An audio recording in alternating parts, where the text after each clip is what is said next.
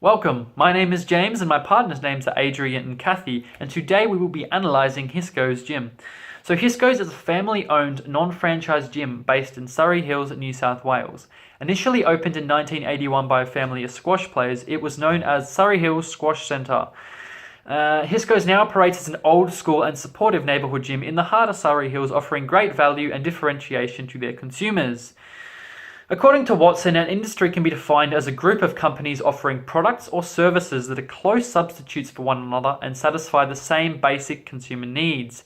Based on this definition, we believe that Hisco's operates within the Australian health and fitness centres industry. Despite this, we wouldn't say that Hisco's are direct competitors with some gym in Perth. Instead, we believe that the market segment within this industry that Hisco's belongs to is health and fitness centres in Surrey Hills and surrounding suburbs. This forms the basis of Hisco's target market, which Kathy will go into in more depth soon. Market segments are distinct groups of customers within a market that can be differentiated from one another based on their individual attributes and specific demands. In this case, the key individual attributes is the geographic location of consumers. It is not likely that people will be travelling long distances to reach Hisco's due to the myriad of gyms located around New South Wales and the rest of Australia. Adrian will be talking about the internal environment of Hisco's. External environment is my job. And then Kathy will be talking about the business level strategy and recommendations for internationalization. Should Hisco's internationalize? You'll have to watch and find out. Internal analysis. Firms often use their resources as a stepping stone for creating goods and services in the hope of generating value for its customers. Value can be created by utilizing resources to form capabilities and core competencies, which can be measured by a product's performance characteristics and how much a customer is willing to pay. Hisco's do a great job at creating value for its customers through the extensive range of products and offers they provide their customers. Two examples of this are their $28 for 28 days offer, as well as their free trial for customers that are thinking of becoming a member. This free trial gives them a chance to experience the core competencies of their gym through exposure to their highly skilled group training sessions and other fitness classes. Another way in which Hisco's utilize their resources to create value is by differentiating themselves through the facilities they provide. The squash courts provided are very rare in any gym, not only across Sydney but also across Australia. Such resources can be seen as a great source of value to the customers, and this will most likely provide Hisco's a competitive advantage. Resources, capabilities, and core competencies. It is crucial to understand the relationship between resources, capabilities, and core competencies. Resources are used in the creation of capabilities. Some of these capabilities then lead to the creation of core competencies. Finally, core competencies are what lead firms to have a competitive advantage against its rivals. What all this means will be explored in the several slides ahead. Resources alone do not work in a way to create value for a firm and its customers. Resources must work alongside each other and be combined to create capabilities. For example, at Hisco's, they have several functional fitness areas that can be utilized in many different ways. Without an instructor to run lessons and classes in these areas, these two resources would not make any sense. The combination of the skill and expertise of the instructors as well as the facilities provided in the training areas are what together make this a capability for Hisco's. Tangible resources are described as assets that can be observed and quantified. The value of tangible resources, however, are quite restraining. For example, the fantastic squash courts that are offered by Hisco's thus provide them a competitive advantage. However, not every gym member can utilize this at any given time, therefore it is hard to leverage. There are four main sources of tangible resources as explored by Barney. Two of these we will look at further depth and see how it applies to Hisco's. Financial resources refers to the firm's ability to borrow and generate funds through internal operations. Hisco's financial resources would solely rely on gym membership fees charged for PT sessions as well as charges for additional lessons and classes. According to their website, this can vary from anywhere as little as $24 per week to $72 per week. Another main source of tangible resources would be physical resources. This includes things such as firm's plant equipment, machinery, location, distribution facilities, and inventory. At Hisco's, their physical resources would be all their machinery, facilities and infrastructure created to create a large portion of the physical resources of the firm. Intangible resources. The most difficult to measure, quantify, and imitate are intangible resources. In general, intangible resources are things such as accumulated knowledge, organizational routines and procedures, brand name, and the level of trust between employees and management. The more unobservable a resource is, the more likely it is to create value and furthermore create capabilities. However, the training provided to one staff member at the gym is not only utilized by that person alone, but it can be shared among many and can result in further growth.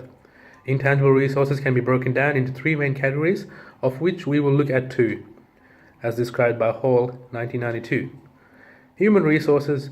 This includes the accumulated knowledge, skills, trust, and teamwork capabilities of individuals within an organization. At Hisco's, the closely working team of staff, as well as its being a family business, really helps to continue a good culture with high levels of trust and integrity. Innovation resources. These are creative ideas, scientific capabilities, and the capacity to innovate by the organization. Hisco's have definitely been innovative through the utilization of an exercise physiologist as a part of their staff, which provides customers with consultations and appointments to assist them with improving health and also repairing injuries. This is a service that many gyms and fitness centers do not offer. Capabilities. The amalgamation of tangible and intangible resources result in the creation of capabilities. Developing and growing the information and knowledge of human capital can be used as a basis for creating core competencies and potentially competitive advantages. Some key capabilities that can be seen at Hisco's are motivating, empowering and retaining employees, effective customer service, product, service and design quality, innovative technology. At Hisco's, the way in which their human capital is utilized alongside their tangible resources such as the machinery, equipment and facilities would be an essential capability of the firm. The human capital such as gym staff, personal trainers, etc. would have a key role in ensuring that effective and market-leading customer service is provided, as well as creating a well-established customer base to ensure business continues to thrive in the future. Core competencies. Capabilities that serve as a competitive advantage for a firm against its competitors is known as a core competency. For Hisco's, a core competency for them would be the capability of being able to provide the functions and services that a normal gym would provide, however being able to differentiate themselves by providing greater value. Where Hisco's stand out from the rest of the crowd is the way in which they treat their members as real people, as mentioned in an ABC News article.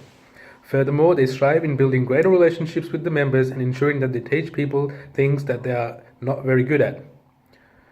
Competitive advantage. Greenwald and Kahn explore the idea of competitive advantage as being something a firm can do in terms of how they operate their business that other rivals cannot match or replicate. A potential competitive advantage for Hisco's is their core competency of being a family-oriented business that strives to use its facilities in a way that puts the members in front and treats them as real people. Many low-cost gyms are solely focused on providing its members with the machinery and access to facilities when needed. Hisco's is different in the way they go above and beyond to ensure that their members feel a part of a greater picture. They do this by focusing on specific sports and activities within the gym itself, which helps create smaller communities within the gym. The outcome of this is that through word of mouth, the culture of Hisco's will stand out against its competitors, giving them a competitive advantage. Sustainable competitive advantage, the resource-based view. The resource-based view explores the four key criteria necessary to be considered a core competency, hence a source of competitive advantage for a firm.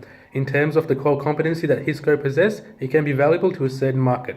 There are people out there who prefer a gym where they have high levels of interaction with the staff and feel like they are part of a tight-knit community. But also at the same time, there are people out there who want to do their own thing and want to avoid interaction with others. In terms of this core competency, providing a sustainable competitive advantage, it will vary on the market and most importantly on what individuals value the most. In terms of the core competency being rare, it is unlikely to find many family-run gyms out there. However, it is possible for other gyms to function in a similar way and provide an in-depth customer experience, making the customer feel like a real person than just another gym member. So overall, this competency is not entirely rare as it can be possessed by other firms. In terms of being costly to imitate, to a certain extent, it will be quite difficult to create a culture similar to what it is currently present in family-run business at Hisco's. However, this does not mean that it cannot be imitated. Through training, a similar gym could attempt to imitate the competencies of Hisco's. In terms of being non-substitutable, the competency that Hisco's possess could be done in another way. Many gyms operate in different ways and often a particular approach works better on different gyms. Overall, using the VRIN framework, the core competency utilized by Hisco's would not give them a sustainable competitive advantage with its rivals. So now we will move on to talking about our external environment. Now the external environment is made of three different parts: the general environment, the industry environment, and then the competitor environment. Our analysis will cover all these three parts before Kathy moves on to speaking about Hisco's business level strategy. So first of all, we have to talk about our general environment. Now it's important to note that Hisco's will not be able to directly control the general environment. Instead, these are the broad extenuating factors that have an impact on the industry within which Hisco's operates. So for demographic, instead of focusing Australia-wide, we have chosen to focus on the relevant market segment of Surrey Hills, which is where Hisco's is located. Now in Surrey Hills, the population is 16,412, with almost 60% of those people being males and the median age being 34. The average household income is $2,144, which is much, much higher than the Sydney average. So that's important to note, as it means that these people are likely to have more disposable income to spend on things such as gym. Now, really important to note on this slide is that 72% of people that lived in Surrey Hills were couple families without children. Now, if they did have children, they may be a bit time poor having to look after the children. So without children means that they have much more time to go to the gym. Okay, next we have economic. Now, the GDP has been steadily increasing. You can see based on this chart here that it's dipped down a little bit. However, it's so much higher. If you look at the long-term chart, it just goes up and up and up. So our GDP has been gradually increasing, which means Australians are spending more and more money every single year, with a peak with the highest GDP ever occurring in 2013. Now, the rising GDP paired with a higher disposable income means that more people are spending money and can afford to go to the gym. This is great news for Hisco, since they can essentially gain customers relying on extenuating factors and the industry just performing well. Now, next we have political and legal segment. So legislation such as the Australian Consumer Act must be followed closely to ensure compliance, avoid hefty fines, and to make sure that customers are essentially treated properly. There is also a fitness industry code of practice that has been developed by Fitness Australia. This code is mandatory, it's specific to the fitness industry, and it must be followed by all members of the industry. Now, this code ensures that there must be professional registration for all gym instructors. This gives consumers confidence that, the people know what they're talking about. In terms of socio-cultural, there is a nationwide shift towards a more healthy lifestyle and a trend towards healthy living. There is also an increase in obesity rates amongst Australians, with Australia now ranking 5th of all nations in the world for the highest obesity rates. This, paired with the rising health consciousness, means that consumers are increasingly concerned about their health and are more likely to exercise. Once again, this is great for Hisco's, since these extenuating external factors are bringing these consumers in without Hisco's having to do all that much. Also, many companies are offering more flexible work arrangements, which frees up time for many people to go to the gym throughout the day. There's also a growing number of 24-hour gyms that has taken market share away from these traditional full-service gyms, particularly those run by big chains such as Fitness First. Full-service gyms have often locked consumers into long, expensive contracts with cancellation fees and all that stuff. However, these new 24-hour gyms have come into the market offering very flexible contracts, lower fees, which has lowered the fees and the rates for all gyms in the industry and has brought many more consumers into the markets. In terms of technological, constant fitness and gym machine innovations allow players in the industry the opportunity to own the latest and greatest in fitness technology. This is a bit of a problem for Hisco's actually, because when we're looking at the reviews on Google for Hisco's, a lot of consumers were talking about how Hisco's has quite outdated gym technology and gym equipment. So they really have to ensure that they're on top of the technological game to continue pleasing customers the way they have in the past. Now lastly, physical. Players in the industry, especially gyms open 24-hour, need to be mindful of their energy consumption, as it's costly both in a monetary sense and environmental sense. The creation of energy is quite damaging to the environment, and it also increasing energy costs means that gyms are having to pay more for the energy. So next we're going to move on to the industry environment, which is the second part of the external environment. For this, we have chosen to utilize Porter's 5 Forces model, as we believe it's one of the most effective ways of providing a detailed insight into the attractiveness of the industry, which can help us assess whether or not we should stay in the industry or move on out of the industry. Now, I'm not going to go through all of the facets of our 5 forces analysis in too much depth. However, note that there is a high competitive rivalry amongst players in the industry, with many fitness centers competing on price or trying to offer greater value to consumers in myriad ways. There is also a low threat of new entrants, which is great for Hisco's, since as an established player within their market or segment already, it is unlikely that there will be too many large competitors popping up to challenge them. The bargaining power of buyers and suppliers is also quite low, with a medium threat of substitutes. Feel free to pause the video and have a read through the reasoning if you want. All of these factors together lead to what we believe to be a medium industry attractiveness for the Australian health and fitness centre industry. So based on this, we believe that Hisco should stay in the industry instead of jumping ship and going elsewhere. So driving forces are the things that are causing change in the industry and helping propel the industry into the future. I've already gone through a lot of these different driving forces for this specific industry in our general environment, so I'm not going to go into too much depth, but we have things such as increasing societal concerns and increasing health consciousness. We have decreased time spent at work, so more flexible working arrangements, increasing disposable income. Also the rise of 24/7 gyms, which are lowering gym prices across the whole industry. But here's one I haven't really gone into too much depth with at all. I don't think I've mentioned it.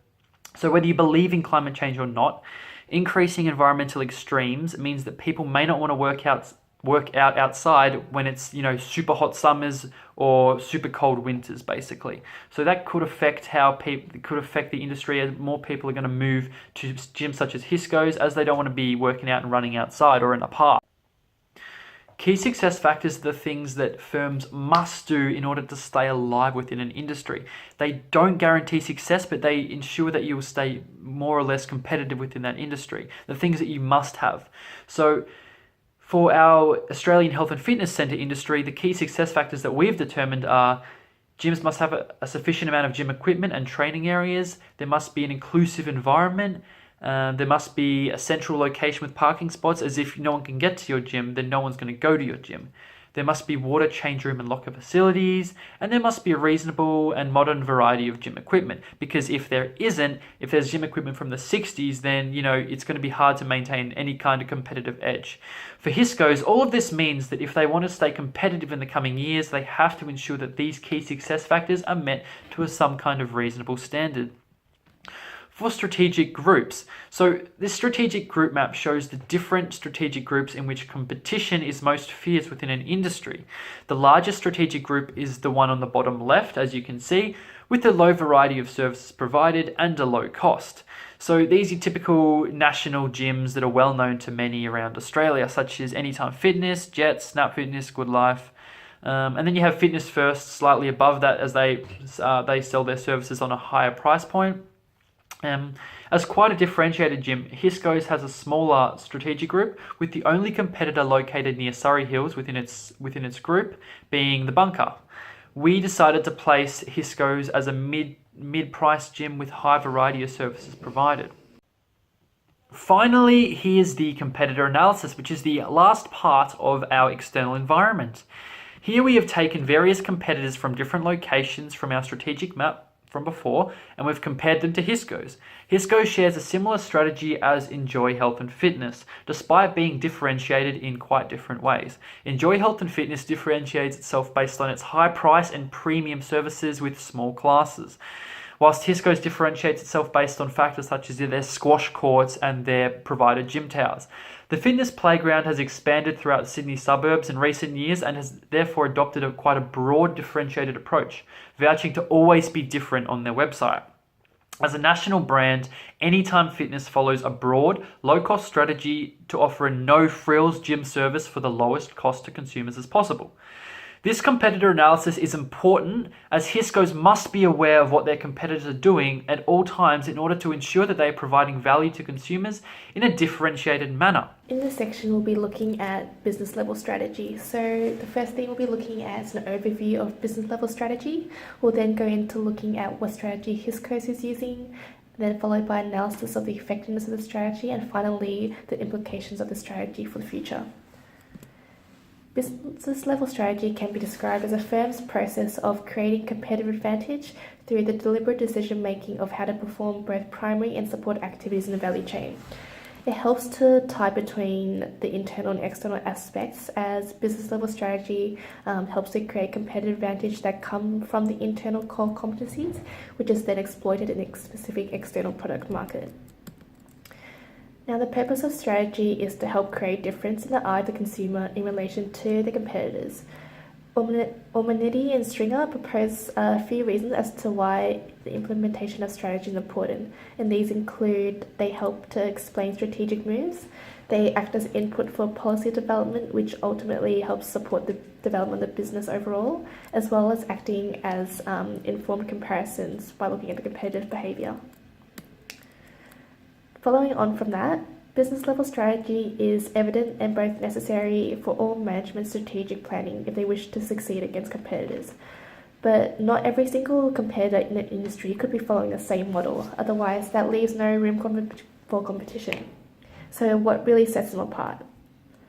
Thompson and others propose 2 dimensions that competing firms in the industry compete against. Number 1 being the target market, whether it's a broad or narrow market, and 2, the source of competitive advantage, so whether that's low cost and differentiation. What strategy is Hisco's using? So we determined that Hisco's is using a focused differentiation strategy, and this involves offering products or services that are designed to appeal to the unique preferences and needs of a narrow, well-defined group of buyers. So how are they differentiating themselves? Well, Hisco's Gym offers both tangible and intangible value for customers in comparison to competitors across the industry. They differentiate themselves from the generic low budget and high volume gyms by offering free access to the squash courts even at the most basic membership. They offer on-site accredited exercise physiologist appointments, as well as free amenities such as sweat towels for all members. They also help to set their staff apart from those in the industry. They claim that their staff are relatable, down-to-earth individuals, and they're there to help teach their customers to do things that they didn't like doing before or weren't good at. In addition to this, they can be described as being focused because they place a high focus on their customers in the Surrey Hills area. So on their website, they claim to be keeping Surrey Hills fit for 35 years. They're known as Surrey Hills' most supportive gym. Find out why Hisco's is your local gym in Surrey Hills, and that's why Surrey Hills has been exercising with us for over 30 years. It's also worth noting at this point that Surrey Hills might have been a strategic choice because apart from the family history that's evident there, the above average income of those in the suburb as well as a culture helped to facilitate this strategy. We'll now look at the distinguishing features of the focused differentiation strategy. Now, we won't look at all of them, but there are a few key ones to note here. So, their basis of competitive strategy, they present themselves as your supportive neighbourhood gym that offers great value for build quality service and products. And the marketing emphasis is reliant on their reputation as a brand. So, they're supportive, they're family-owned, they're local and a judgment-free gym. The key to maintaining this strategy is to make sure that the reputation is not compromised by downgrading their quality just to serve the cost purposes against competitors. But how well is this strategy really doing for them? So first of all, we'll look at the good things that are working for them. The size and profitability of the target market niche. Surrey Hills, as before mentioned, they have a relatively high medium income and are surrounded by similar scale neighbouring suburbs with growth expected in all of them. There's a lack of industry leaders competing in Surrey Hills, so the only ones really present are Anytime Fitness and Fitness First. And there exists many different niche segments in the industry, so fitness competitors can choose to specialise in a variety of areas, including F45, group specialised training, as well as specialised PT services, which are all evident in Surrey Hills. However, there are a few downsides to the strategy. So first of all, there are rivals attempting to specialise in the same market niche. There's a presence of many small-sized gyms in Surrey Hills that claim to be different than your standard gym, so they're always popping up all over the place. It's also relatively easy for competitors to match the capabilities, especially industry leaders who have the assets to build new gyms in the areas, but at the same time, they'll find it difficult to build the same sense of community that Hisco's has over the years.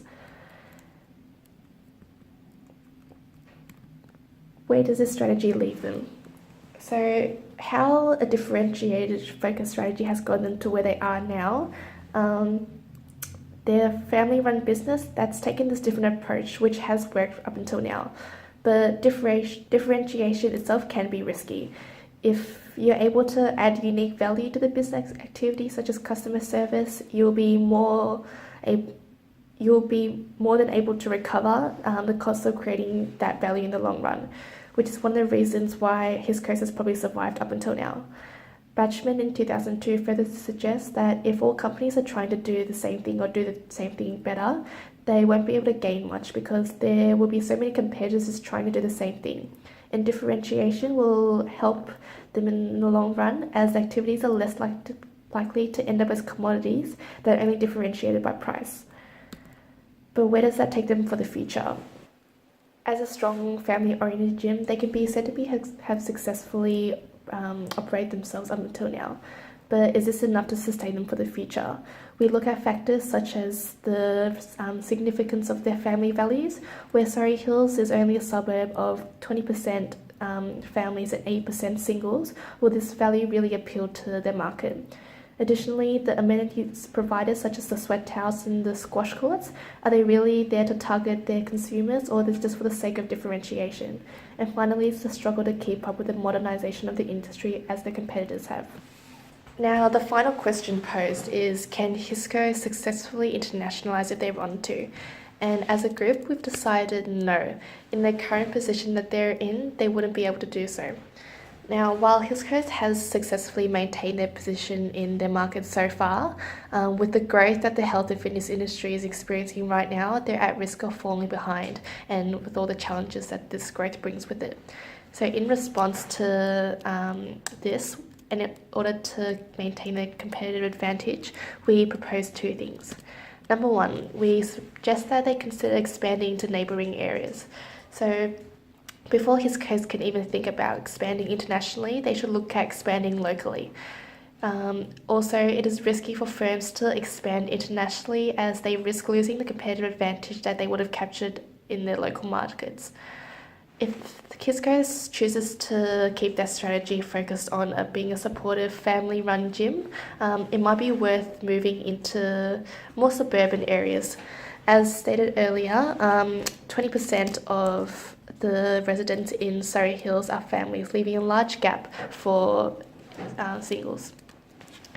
But while expanding into other suburbs, they should also be wary of expanding into areas where the Hisco's brand isn't known. So take, for example, the competitors, the fitness playground. They've started off as a gym in Surrey Hills, just like Hisco's has, but they've since opened many locations across Sydney. And this is where we think that the fitness playground has a competitive advantage over Hisco's. Number two, we suggest that they consider changing their sources of differentiation. Now, Hisco's tangible differentiation comes from offering squash courts and complementary amenities such as sweat towels. But the issue or the problem raised here is whether these sources are appropriate or desirable even by their customers. The reviews from Hisco's gyms highlight the quality of the towels, so they're mostly worn out and not that great. And in addition to this, there's a significant decline in the number of participants playing squash in Australia. So considering that Hisco is banking on these two as being their sources of differentiation, it might not get them very far in a couple of years to come. Therefore, as a result, it might be worth for them to look into research and development as to find expectant shifts in preferences of the market, so that Hisco can offer things that are valuable and desirable to the consumer base. Congratulations, you've finally almost made it to the end. In conclusion, we just wanted to say that whilst we don't believe Hisco's is doing the worst job in the world, there are things they could be doing to really advance in the marketplace as they move into the future. So with their main point of differentiation, their squash, the problem with that is that there's a massive decreasing trend in popularity for squash in Australia. Now, this is going to really hurt Hisco's as we move into the next few years. So they really have to kind of ensure that they don't just scrap squash completely, but they really have to ensure that they find a different point of differentiation so they can continue bringing customers and advancing as we move into the next 10, 15 years. Now, we don't believe they should be focusing on internationalizing. Instead, they really need to focus on broadening their reach locally and maybe opening up a couple of gyms at the edge of their reach currently. We believe that's the best option for them moving forward. They really have to capitalize on their key success factors, the industry key success factors, as well as identifying the driving factors for the industry and really kind of predicting where they think the industry is going to go into the future. This will allow them to find their golden point of differentiation. And that's basically it from us. So we hope you have a lovely rest of the day.